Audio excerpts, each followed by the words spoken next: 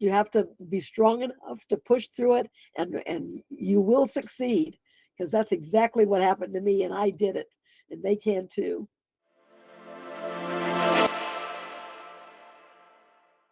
Welcome to Innovating Education, the podcast where we uncover the stories and strategies that are shaping the future of learning. I'm your host, Dr. Riley Williams, and today's episode is one you won't want to miss.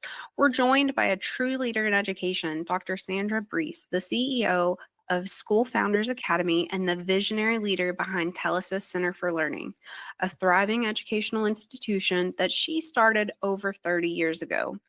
Dr. Breece has dedicated her career to helping aspiring educators build successful schools, and her passion for empowering others shines through her latest book, The Power of Community.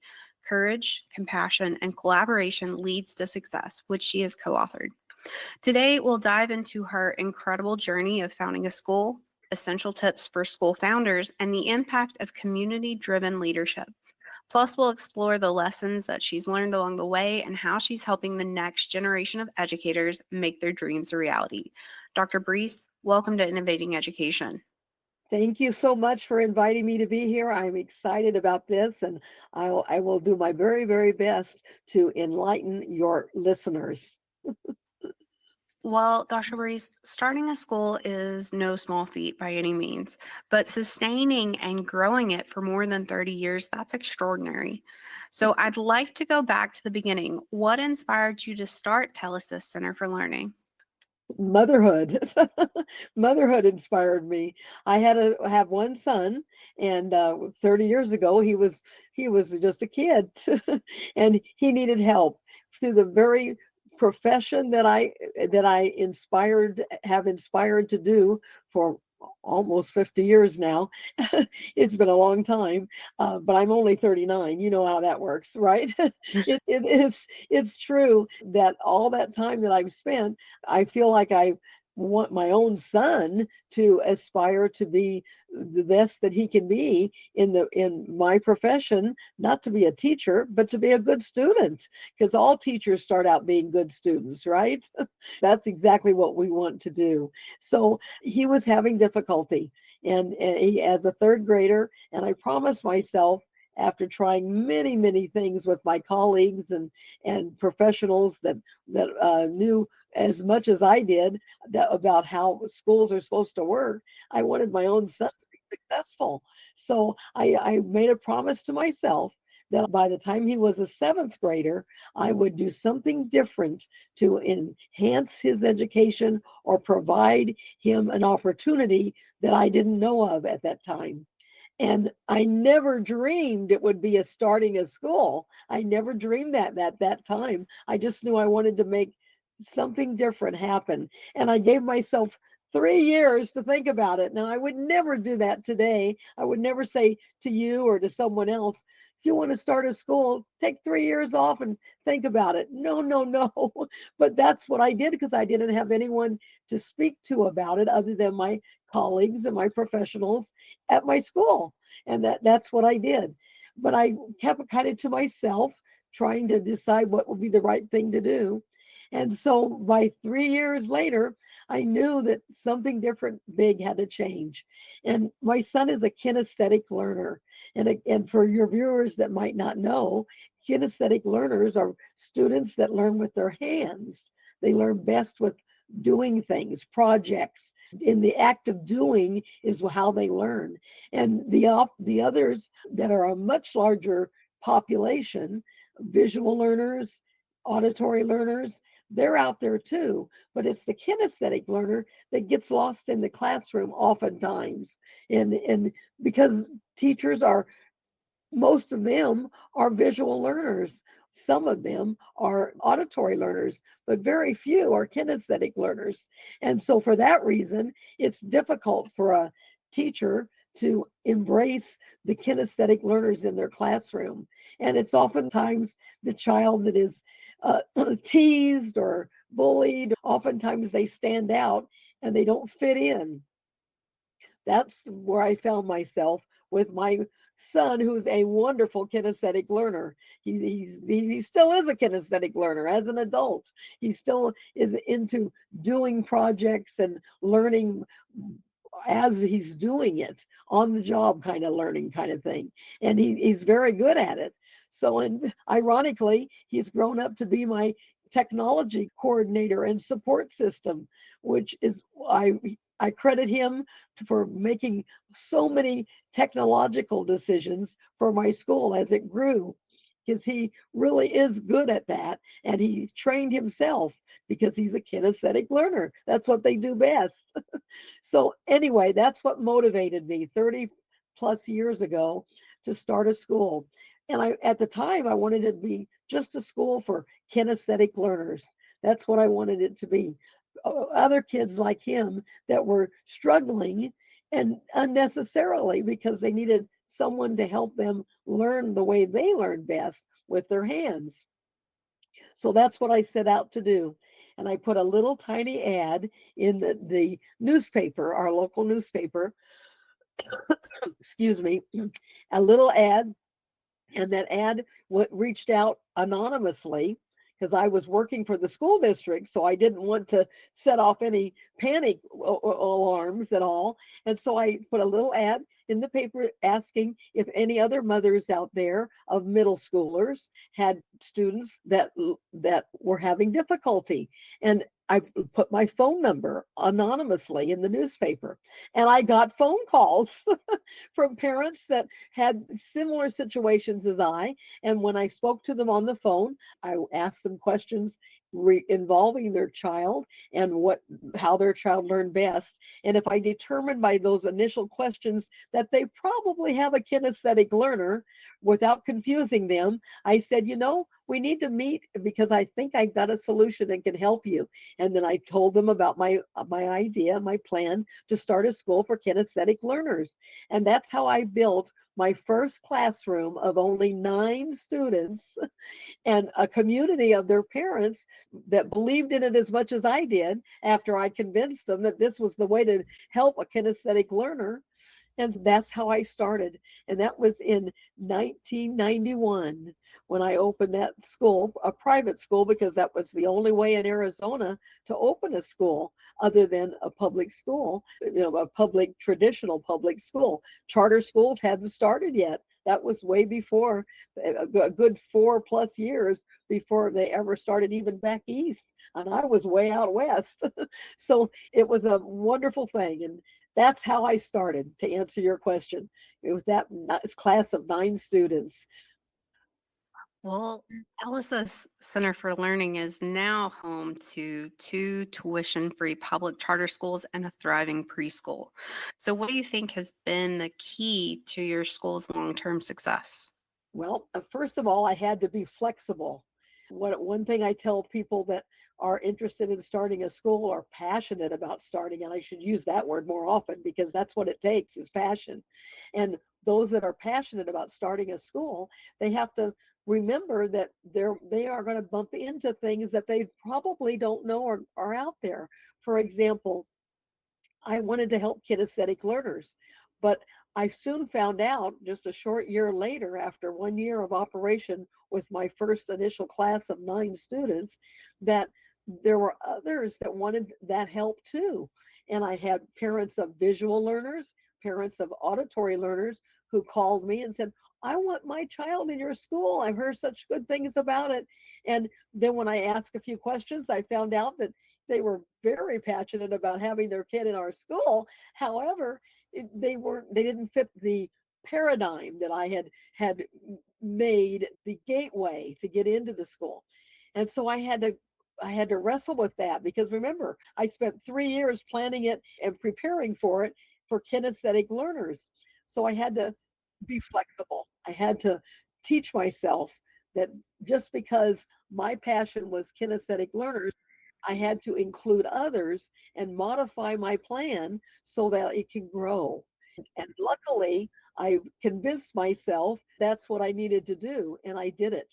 And I remodeled my plan, went back to the drawing board and tweaked it so that it would include visual and auditory learners so that I could let those students come into our school so it could grow. And that's what I did, and it began. And at the time when I first started, I called my school Hands-On Learning. Well, that was appropriate, but we would have to change the name because we were no longer addressing just the needs of hands-on learners, but the needs of visual and auditory learners as well. So that's what I did, and the name was suggested by one of the parents of my community, the parents of one of my students, those 9 students, and they suggested Telesis. And I said, Telesis, what's that mean? And he says, I'm not sure. It's in the dictionary. Look it up. I don't know, but it's a really good word, and it's so marketable, he told me. I'll never forget him saying that. So marketable. So I looked it up, and by golly, he was right. It was in the dictionary, but I saw that it wasn't pronounced Telesis. He was mispronouncing it. It was Telesis. So I found that out, and then I read the definition that it was derived from Greek, and it not only derived from Greek, but it had a very definite meaning of planned progress, which is exactly what we do at our school. So then it was easy to convince myself, I can do this. This is flexibility. I can do this. And so I changed the name from hands-on learning to Telesis, pronounced correctly, Telesis Preparatory Academy, and that's what our name is still today, helping students of all learning modalities, kinesthetic, but also visual and auditory learners are at our school and doing well, thriving and surviving. And that's why we were able to grow and get bigger and have had thousands of students cross through our doors and graduate, because we're kindergarten through 12th grade, as you said earlier in the introduction. And we just added a preschool 5 years ago, and it's doing well too. That's the story. True. I completely agree. Flexibility is so important in leadership. Oh, yeah. So many of our listeners are educators or administrators who have dreamed of starting their own school. You've spent years mentoring school founders through your School Founders Academy. What's the first step that someone should take when founding a new school? So glad you asked, because that's very important. And that's the first thing I do when I have a new client that wants to start a school and is passionate about it, is that passion that they have to be really clear. That is what's going to be their driving force. In other words, the first obstacle they meet, and they will meet with some obstacles. So that first obstacle, they don't want to roll over and play dead and say, oh, I can't do this. You've got to be determined and to push through it. And one of the factors that come up first, almost in every situation, are naysayers. They're people that mean well, they're good friends, usually very close friends, and to your surprise, they're like talking you out of it. So they're like, oh my goodness, what can we do? And so I tell them, you have to have passion that's so strong you can push through that. And that's what I teach them first, is to have that passion strong and in place so that when they meet up with those naysayers, they can push through it and not change their mind or put it on the back burner and forget about it. You have to be strong enough to push through it, and you will succeed, because that's exactly what happened to me, and I did it, and they can too. You know, starting a school is a very ambitious goal, and it's easy to focus on the big picture. But what are some of the day-to-day realities that new founders often underestimate? Goodness, I have a long list of stories that I could tell you. Let me see which one would be the best one to tell you, because there's so many. The problems will come up. For example, when we wanted to expand, our first expansion from my little beginning class of those kinesthetic learners, and then when I changed the name and changed the focus to include auditory and visual learners and had more students come in, I needed to expand my school. We started in a little room downstairs in my 2-story duplex. That's one classroom. very soon, like the very next year, we needed to expand to the upstairs of the duplex, to find more places to put a school. I had to move out because I lived upstairs. I had to move out to make that happen. So I had to talk to the fire department in my community. And I talked to the fire department explaining what I wanted to do. And they sent the fire inspector out and to make sure that it would be everything would be okay. And that this was like 2 months our before our third year of operation, 2 months before the school year was to begin. He came out and he looked things over and he said, I told him what our plan was and where we were going to put these classrooms, and he approved it. And it was so much easier than I thought it would be. So I was happy. I hired more teachers. I brought in more students, enrolled more students, visual and auditory learners as well as kinesthetic, and brought in those students and began to get ready with my teaching staff. And 10 days, just 10 days before the school year was to begin, that third year, the fire chief called me. And I knew him. I didn't know the new fire inspector they had that approved my plan.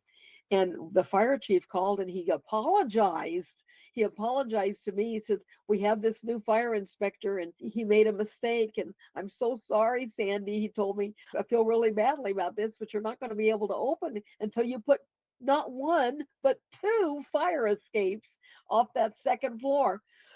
And I was like, oh my goodness, that's going to a tall order. But I hung up the phone and I thought about it. What am I going to do? 10 days. I've got these new teachers. They've all signed contracts. I've got new students coming in. I've got to figure something out. So I made an executive guess. That's what it was, an executive guess. Maybe if I call someone privately and share my dilemma, someone that could advise me. So I called my good friend Steve, who was a general contractor in our community and a good friend. And I shared my dilemma that I had just gotten the call from the fire chief. This is my problem. I won't be able to open in 10 days. I need two fire escapes. Can you think of anything I can do to make this better? And he listened quietly, which his quietness kind of scared me. I thought he doesn't have any idea either.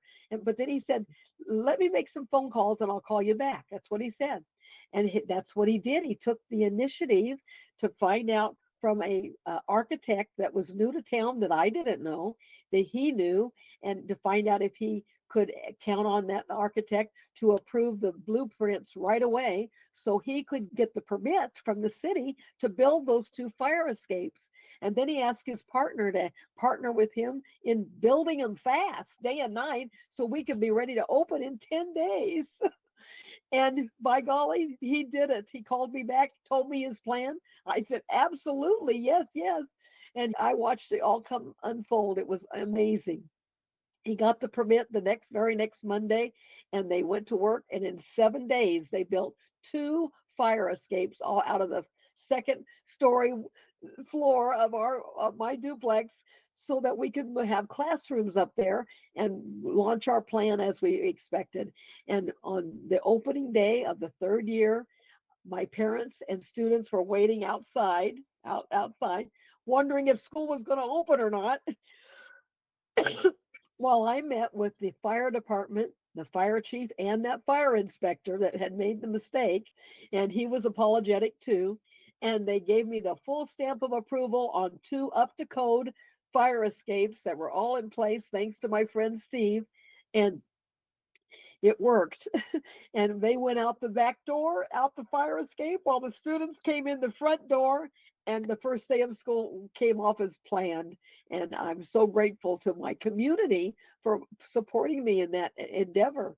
And it would have never happened if I had listened to those naysayers or listened to the doubts in my mind that I might not be able to do this, because it was pushing forward and being passionate about my decision to make this work that is the reason that it worked. So the two main themes that I'm hearing from you is having flexibility and then also resilience. But So one Sorry. Oh, that's so true. I just want to tell you, you're right on the mark. I'm glad that I'm able to impart it to you and your listeners in a way that they understand it, because a lot of things were happening all at the same time. There's many moving parts to starting a school, like you said. It's a complicated process. Well, one theme that also stands out in your work is community, and that's the focus of your new book. Can Yeah. you tell us more about this book and why did you choose to write about the role of community in school success? Well, I'm very lucky because that kind of happened by accident. I happened to meet up with some business entrepreneurs, and they had the idea of writing a book in collaboration with each other about our communities. And I said, "Whoa, count me in! I've got a community that like no other, because they didn't know my story." And so I shared my story, and they agreed, "Yes, you need to be a part of this." So there's 9 of us total that wrote The Power of Community. Each chapter is different. My chapter is the only chapter that's about school building, but it's all about community. Every chapter is about their community and how it enabled them to do whatever their business is. They're all different business leaders in different ways, different components of business, and they describe it very well. And my chapter is unique. It's chapter number 3, and it's all about compassion and collaboration and how that is so much better, and makes it so much better to be able to be compassionate and collaborate with your community individually. Sometimes you just have to handpick those community members that you're going to work with. And that's what I began to do, and realize that telling the world isn't what I want to do. Sharing it one person at a time is how I want to help people. And so now I'm in a position that I can help others do the same thing. You've spent over 30 years in education and you've shared about the difficulties in starting your own school, but I imagine that you've had many tough lessons along the way. Can you share the 3 most important lessons that you've learned as a school founder, and how have these lessons shaped not only you as a school founder, but as a leader and a mentor to other educators? Sure, of course. Yes, about 20 years ago, I was in need of a science teacher. We were getting ready to expand our school from the elementary level to include high school. So we had already added middle school. We wanted to add high school. And so we were getting ready to do that. And I couldn't find a science teacher. It was at the very beginning of the teacher shortage, which is worse today, and as you know, and the teacher shortage impacted my effort in finding a science teacher. I couldn't find one in my community, and so I went outside to the rest of Arizona to look for a science teacher, and I found teachers that were willing to come, but either couldn't afford to, or couldn't find a place to live, or they had other complications in their own lives that made it impossible to take the job. So then I went to other states, and I had difficulty. Finally, one of my good community members, one of my parents and one of my students suggested, "Have you ever thought of trying an agency, a scouting agency to look for?" And no, I hadn't thought of that. I mean, they suggested ideas all the time, and things that I could do to make things better. So that collaboration is so important. And so I said, "Thank you very much." And I contacted an agency that looked for educators, and they looked all over the world for educators. And they happened to have a, a tape. Back in the old days of the old CDs, they had a CD of interviews that they had done with teachers in India. Well, that was just like, whoa, I couldn't even wrap my head around that one, but I was silent and listened, because I still needed a science teacher, whether I approved of this idea or not. And again, that calls on flexibility. I had to be flexible to open up my mind to address this problem in a different way. And so they sent me the CD. I watched it, and I picked out one teacher of all the interviews of science teachers they had, and that I felt was, first of all, she had a very calm and warm demeanor. I liked that right away. and she spoke perfect English. Her English was so superior. And I thought, if she's going to come here, she's going to be teaching American children who need to be able to understand her, especially in the area of science. So I definitely wanted that to happen. So I selected her, but I still was very skeptical. I thought, I don't know how this is going to work, but I'm going to follow it through. And I had faith that somehow this might lead to an answer. So they connected me to her. And I remember this is 20 years ago, a little more than 20 years ago now. 20 years ago, no cell phones. I mean, they connected us on a scratchy international telephone line. And if you've ever talked on one of those long ago, probably you haven't. You're too young. It was so awful. Our connection was bad. She told me later that she could hardly hear me, and I told her I could hardly hear you. But it just felt right. In my gut, it just felt right. So I hired her right then and there on the spot. She arrived at Telesis on the first day of our orientation in her full sari, her native outfit, her native costume of her country. And I had told my teachers that we're having a new member join our staff, and I explained the situation, and I taught them how to say, "Welcome to America, welcome to Telesis," in Hindi, her native tongue. And when we said that to her when she arrived, tears rolled down her cheeks and she started to cry. And I said, "Oh, did I make you sad?" And she says, "No, I'm just so happy." Those were happy tears. And she was so happy to be there. And she had left her family behind because she didn't know if this was going to work for her or not. Her husband, an accountant, her two daughters, one a third grader, one a fifth grader, stayed behind. The next year, after she successfully went through a full year doing a wonderful job at teaching science to our middle schoolers and high schoolers that we had just added. So to do that was amazing, but that wasn't enough. She brought her family the next year to Lake Havasu, where I live, and her third grader and her fifth grader joined our school as students, and they grew up. 13 years later, they became valedictorians of their classes when they graduated from Telesis. And one is a medical doctor today, and the other one is a software engineer for General Motors in Minnesota. So it's so exciting, and it all worked out so perfectly. And here's the real kicker: she has become our dean of students. So it's all a good picture for everything. And here's what else that you need to know that I consider in the category of miracle. She told me that when she submitted her application to the agency that helped me find her, when she submitted her application, it was to be a math teacher. They made a clerical error in their office and accidentally put her with the science teachers. If that clerical error hadn't happened, our paths would have never crossed. I would have never met her. What a blessing that was. It really was. That was a miracle, in my opinion. So she's still at our school today, and as dean of students and our testing coordinator, and has so much to do with students' progress and teachers' progress at helping them to be successful. Those are the kind of obstacles that can happen, and how you can fix them as you continue to grow with your school. Just because you open the doors at the very beginning doesn't mean that it's all done. You have to keep helping and finding ways to make it work. And that's what the Power of Community book and my chapter is specifically about: schools. It's all about that.